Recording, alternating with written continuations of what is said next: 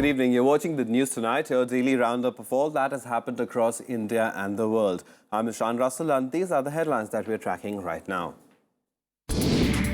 Amid disruptions led by the Congress, government attempts to table the GST bill in the RajaSabar get stalled. After suggesting that Parliament should get down to business, Mulayam does a U-turn, warns government of disruptions on caste census. The Supreme Court rules Aadhaar card not mandatory for citizens, says it will be optional to avail all welfare schemes except PDS and LPG distribution. Chennai-born Sundar Pichai, named the new CEO of Google, joins elite group of Indian origin people holding top posts in global organizations. And battling a severe economic slowdown and stock market slump, China devalues yuan by 2% against the dollar.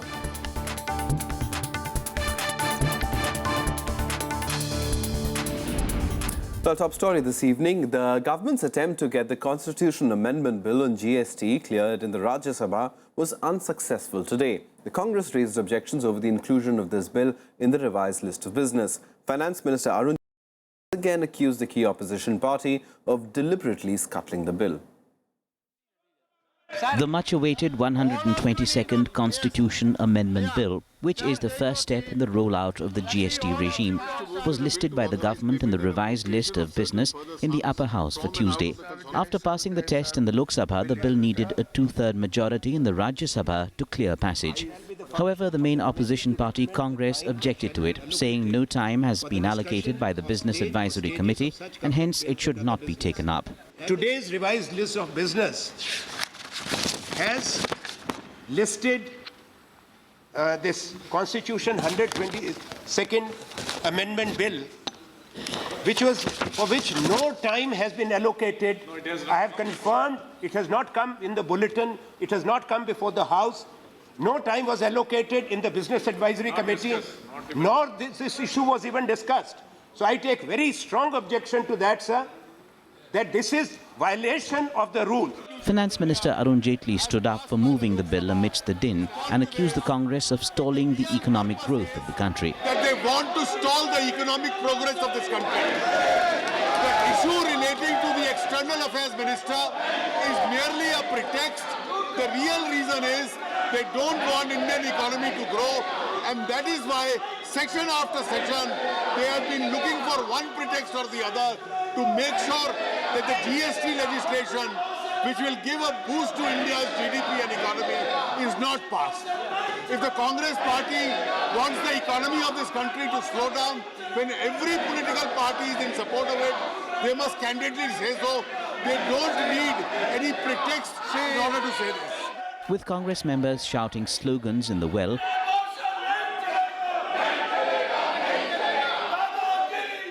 Deputy Chairman adjourned the House, saying the Constitution Amendment Bill can't be taken up in pandemonium. This being a Constitution Amendment Bill, I cannot proceed in pandemonium.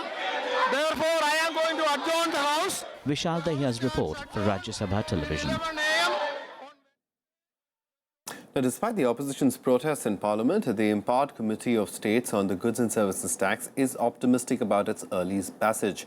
The opposition, on the other hand, says the government hasn't followed due procedure on the bill. The monsoon session is in its last legs. But despite no signs of any truce between the opposition and the government, KM Mani, the head of the GST committee, is not losing hope on the early passage of the GST bill. Delay is normal.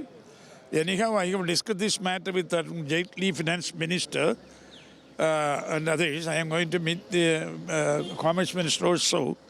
Of course, they have given top priority to this bill. As early as possible, it will be passed. On Tuesday, Finance Minister Arun Jaitley moved the Constitution Amendment Bill to introduce the GST.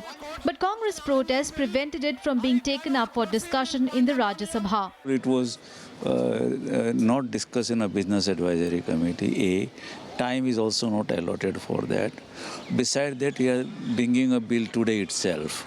Without any, people have not moved any amendment on that. They will need a time. Other parties are blaming the government for the deadlock. नहीं उसमें कोई दिक्कत नहीं है जो business advisory committee में तय हुआ था उसके अनुसार सरकार नहीं चल रही है ये कहा था उन्होंने कि देश के सत्र के अंतिम 2 दिन के भीतर इसको लाएंगे वो बगैर बिजनेस एडवाइजरी कमेटी में जो तय था उससे अलग होकर के चीज को लेके आई Government had planned to roll out the GST regime from next April. Lok Sabha has already passed the bill, which is pending before the RajaSabar. But first, Parliament needs a constitutional amendment that has to be ratified by half the states. This is Krishnanand Tripaঠি's report for RajaSabha TV. And Samajwadi Party Chief Mulayam Yadav may have received a lot of praise from the Prime Minister for suggesting that the Parliament get down to business, but just hours later he did a U-turn, warning the government of new disruptions. He is insisting that the government release the findings of the caste census. अब संघर्ष जब छिड़ी गया है, चर्चा हुई है, तो हम लोग अब पीछे हटने वाले नहीं हैं। यही हमारी मांग है। Samajwadi Party Chief Mulayam Yadav has had a change of heart. When he gave this soundbite, only a few hours had passed since the Prime Minister had praised him for standing with the government in wanting Parliament to function. Mulayam Singh Yadav ji का आभार व्यक्त किया और उनके साथ कई राजनीतिक पार्टियां जिन्होंने ये महसूस किया है कि देश के गति को रोकने का एक बड़ा षड्यंत्र एक बड़ा प्रयास है और ये सभी राजनीतिक पार्टियां जिन्होंने इस बात को महसूस किया है कि देश की गति बढ़े देश का विकास हो उनके प्रति अभिनंदन व्यक्त किया है If Yadav was fed up of the Congress disrupting proceedings continuously over the Vyapam and Lalit Gate scandals, he has decided to spring a new one on the government. He now wants the government to release the findings of the vast census that collected socio-economic and caste data or face more protests. RJD and JDU members joined the protesting SP members. आप पता लगाइए ज़्यादा में जात पात पे भेद नहीं रखते हैं और न हम विश्वास करते हैं कि हम लोग समाजवादी पार्टी में हैं समाजवादी लोग हैं समाजवादी पार्टी किसी स्तर पर गैर बराबरी पसंद नहीं करते हैं उसके लिए संघर्ष लगातार डॉक्टर लोहिया के नेतृत्व में लेके आज तक लड़ रहे हैं They want to pass this bill without any discussion. That is the point of dispute. So that we have opposed. We have said that that is not democratic, and the rules of conduct of business in the Parliament must be followed. The monsoon session of Parliament ends on Thursday, and so far virtually no business has been addressed because the Congress has delivered daily protests within the House, and they have found the support of most other opposition parties. Bureau Report, RajaSabar TV. The Supreme Court has allowed the centre to link the Aadhaar card with the PDS, especially distribution of food grains, kerosene, oil and LPG. However, the court made it clear that the card will not be mandatory for availing any other social benefit schemes. The Constitution Bench of the Supreme Court has also said that personal information of the card holders will not be shared with any agency for any purpose except for criminal investigation. The interim order was passed by a 3-judge bench. It has referred the matter to a constitution bench for determining whether right to privacy is a fundamental right. By the government and all concerned that Aadhaar is not mandatory for citizens. The second direction that has been given is that production of Aadhaar will not be insisted on by the government or any other authority. The former Aam Aadmi Party leader and activist Yogendra Yadav was released from jail just a few hours ago after a dramatic arrest late last night from Jantar Mantar for allegedly leading a farmers' protest march towards the PM's residence. 85 volunteers of the Swaraj Abhiyan were also held. Once released, Yadav alleged he was manhandled and beaten up by the Delhi police. But what came as a surprise was the support that Yadav got from none other than Arvind Kejriwal, with whom he had a bitter fallout only a few months ago. These are scenes from outside the Parliament Street police station in the national capital. Volunteers of the farmers' rights group Swaraj Abhiyan protesting against the arrest of their leader Yogendra Yadav late on Monday night. The former Aam Aadmi Party leader was arrested for allegedly leading the protest march towards the Prime Minister's residence despite objections raised by the Delhi police. After spending the night in police custody, Yadav alleged he was manhandled by the police. a charge vehemently denied by the Delhi Police Commissioner. कि अंदर जाने के बाद हमें जान से मारने की धमकी दी। पार्लियामेंट स्ट्रीट के एसएचओ दिनेश कुमार ने दिल्ली के एमएलए पंकज पुष्कर और मुझे मारने की धमकी दी। कहा भड़ता बना दूंगा, कहा यहाँ वही चलेगा जो मैं चाहूंगा। सुप्रीम कोर्ट का कोई मतलब नहीं है। पुलिस जो भी कार्य करती है कानून के दायरे में करती है। जब भी कोई कानून और व्यवस्था वाले जो इश्यूज होते हैं, हमारा हर कार्य कानून और दायरे में ही होता है, कानून के दायरे में होता है। Delhi Chief Minister Arvind Kejriwal was quick to condemn Yadav's arrest, much to the former Aam Aadmi Party leader's surprise. Yogendra ji और उनके कार्यकर्ताओं के साथ जिस तरह से पुलिस ने बर्ताव किया, इसकी हम कड़े शब्दों में निंदा करते हैं और ये ठीक नहीं है, क्योंकि इस देश के अंदर शांतिपूर्वक प्रदर्शन करना संविधान के आर्टिकल 19 में उनका मौलिक अधिकार है, फंडामेंटल राइट है। But when Aam Aadmi Party leader Sanjay Singh reached Jantar Mantar to join the protest, he was heckled by Yogendra Yadav supporters.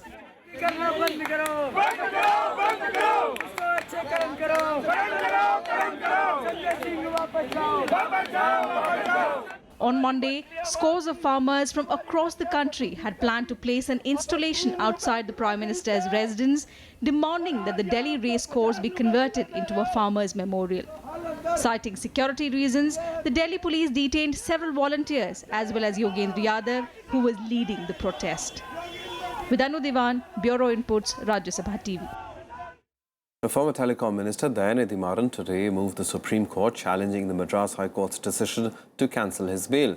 On Monday, he was asked by the High Court to surrender to the CBI within 3 days in a case related to alleged installation of a telephone exchange at his residence. The CBI had registered an FIR against Maran and others alleging that more than 300 high-speed telephone lines were there in his residence to help his brother Kalanidhi Maran's Sun TV channel. Time now for all the other national news and updates nationwide. Security forces on Tuesday killed 2 militants who were holed up in South Kashmir's Pulwama district. The militants were killed several hours after a massive operation to nab them was launched. The militants had opened fire on the security personnel involved in the operation earlier this morning. The Bombay High Court has granted anticipatory bail to activist Teesta Setalvad and the activists were booked by the CBI under the Foreign Contribution Regulation Act for allegedly collecting foreign funds. The court observed that there was no need for custodial interrogation. The FIR was lodged after the Home Ministry found alleged discrepancies by the 2 NGOs run by the couple. The Met Department has sounded an alert in Himachal Pradesh after heavy rains in the last 48 hours threw normal life out of gear. The districts of Mandi, Kullu, Una and Kangra are the worst affected, with rivers flowing above the danger mark. The administration has advised residents to stay away from swelling rivers. Rains are expected to continue there for the next 2 days. Nearly a week after the Pawan Hans helicopter went missing in Arunachal Pradesh, the bodies of the 3 people on board the chopper have been found. The wreckage of the crashed chopper was located on Monday near the remote Kheti village of Pira district in the state.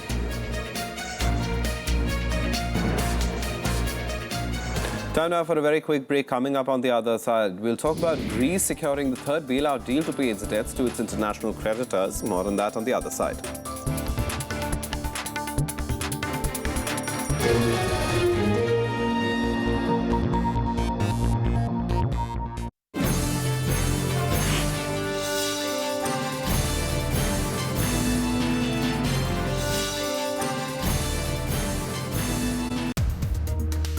Hello and welcome to State of the Economy. Today we have with us Mr. Manishankar Iyer. The so-called Jaitley consensus has been railroaded. He wants to go down in history. He'll go down in history as the man who stopped the GST. Both the land acquisition bill and the GST bill are in the penumbra of doubt. Watch Congress MP Manishankar Iyer articulate his views on GST in the State of the Economy on RajaSabar television.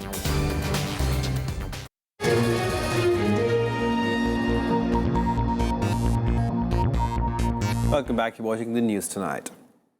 Now, another feather in India's cap, Chennai-born Sundar Pichai has been named the new CEO of Google following a restructuring at the techno giant. Larry Page, the co-founder of Google, will now be heading the parent company Alphabet. Sundar Pichai has been working with Google for over a decade and has been associated with a number of its key projects. Indians worldwide had a reason to cheer Google's restructuring on Tuesday after the company named Chennai-born Sundar Pichai its new CEO. A BE degree holder from IIT Kharagpur, 43-year-old Pichai did his master's from the Stanford University and MBA from the Wharton School of Business.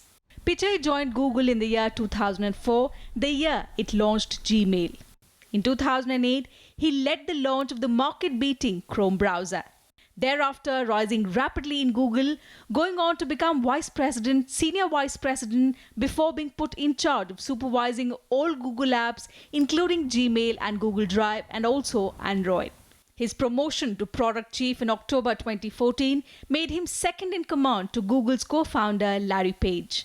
And that's why, announcing his appointment to the top job in a glowing blog post, Page said, and I quote, "Pichai has really stepped up since October of last year, when he took on product and engineering responsibility for our internet businesses. Sergey and I have been super excited about his progress and dedication to the company. And it's clear to us and our board that it's time for Sundar to be the CEO of Google.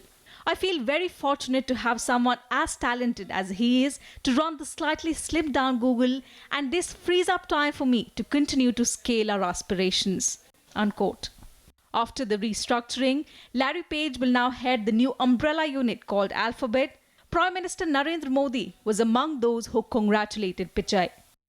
Sundar Pichai now joins an elite league of over a dozen Indian origin persons who hold top posts at global corporations with a collective turnover of about $400 billion.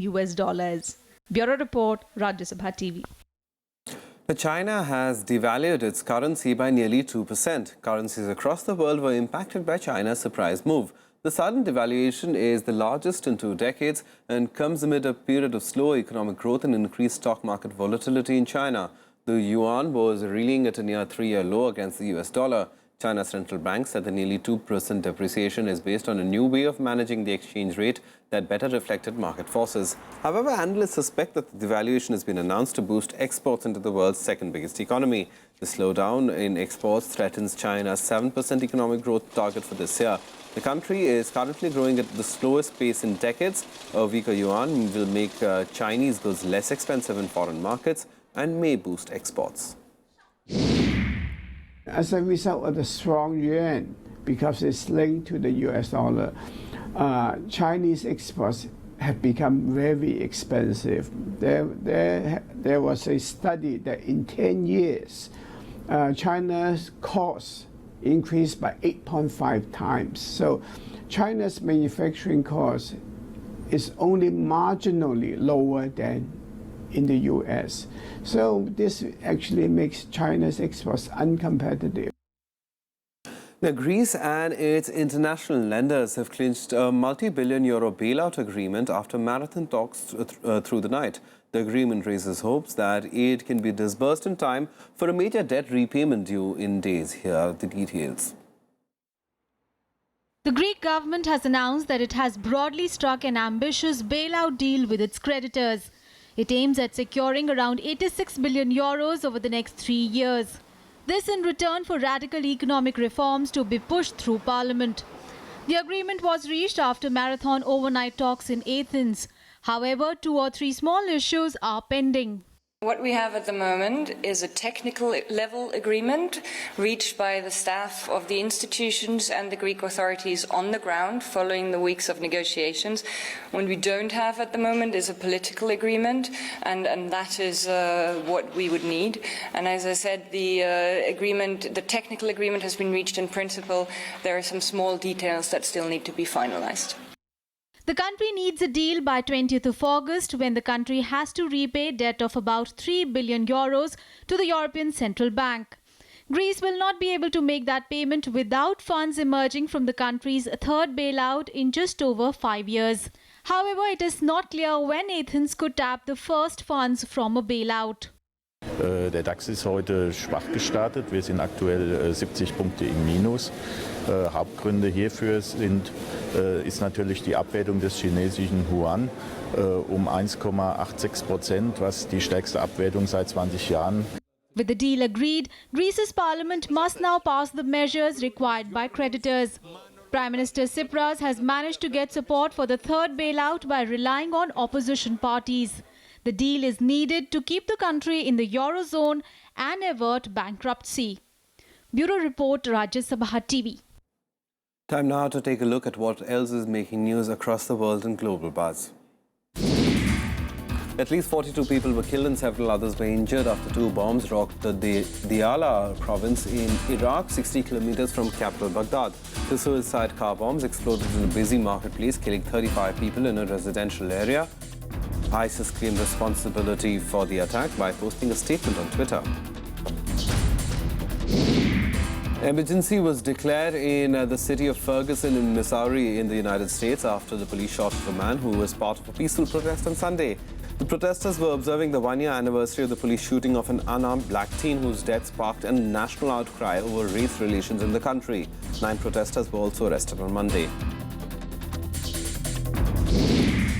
As part of negotiations in the upcoming global climate deal in Paris, Australian Prime Minister Tony Abbott has announced cuts in his country's greenhouse gas emissions. Australia, which is one of the largest carbon emitters due to its reliance on coal-fired power plants, has decided to cut emissions by 26 to 28% by 2030.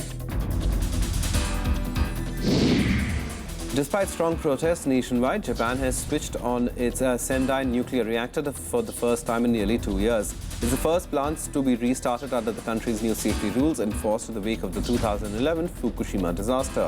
While Japan's atomic watchdog has said that the new rules will prevent a repeat of the crisis, the majority of the people are still opposed to the move.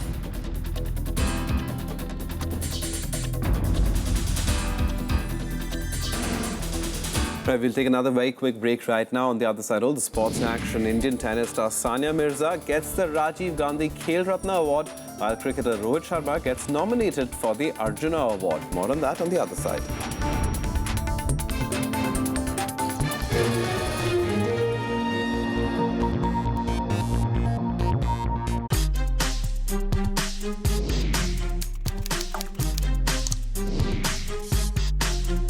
Get live Rajya Sabha session. News, views, reports and analysis you can trust on social media. Subscribe, follow, like Rajya Sabha Television. That clock ticked through the night. So much happened as you slept.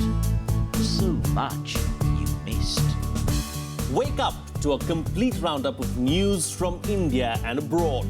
Politics, strategy, business, sports. Keen analysis to kickstart your day. Watch Breakfast News weekdays at 8 a.m. on RajaSabar Television.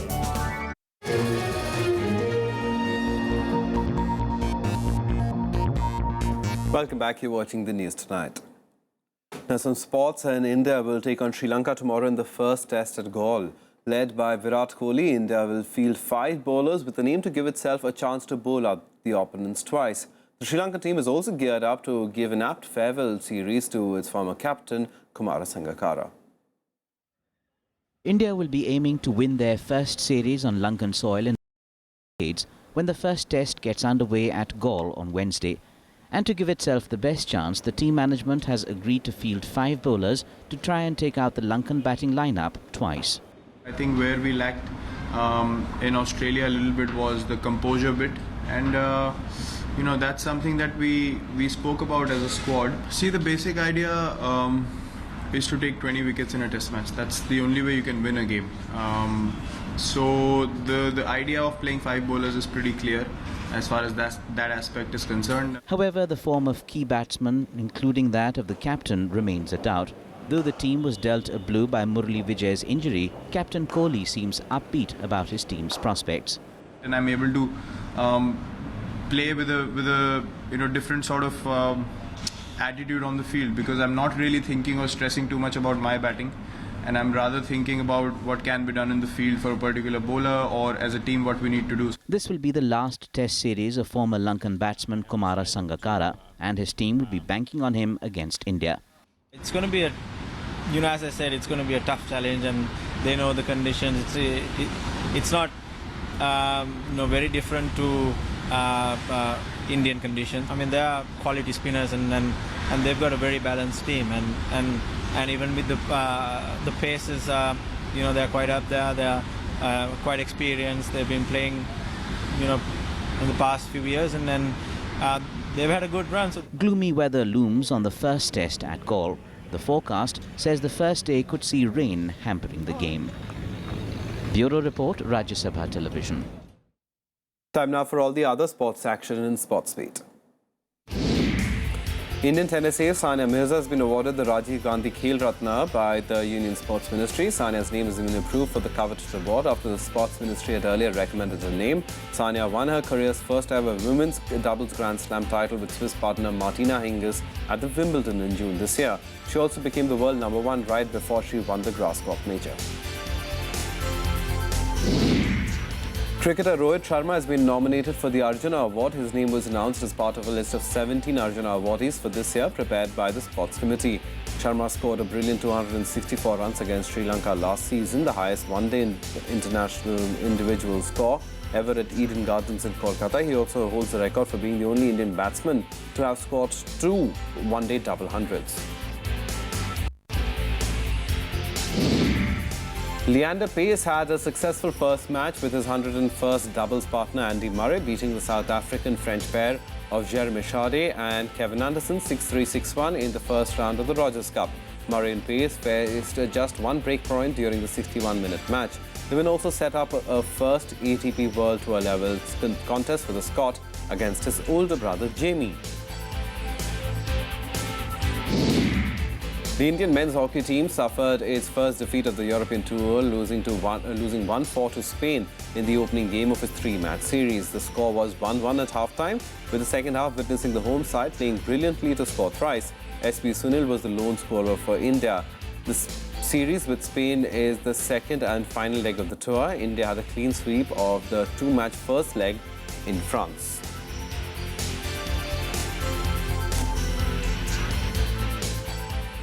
Well, that's the news tonight. Good night.